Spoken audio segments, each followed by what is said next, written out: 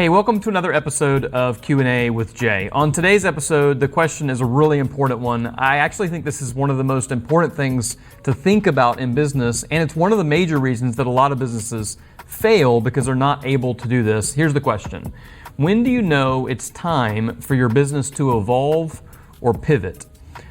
I think the answer to that is every day. Like every day in business, especially at the rate in which technology and globalization and the world is changing, you need to be looking at what needs to change or improve today, or that might be completely different than what we did before. I'll give you an example. You know, when I started Design Extensions many years ago, it was just a web design company. I did basic websites, and back then they were pretty bad, if I'm being honest. If that's all we did today, we certainly would not have grown to the level that we are now. Back then, I did a few $1,000s in total revenue. Now we do millions of dollars in sales every single year because we've diversified our services, we've adjusted our services, we've switched to different areas of business and focus. And ultimately, I think one of the biggest mistakes people make is saying things like, well, this is how we've always done it.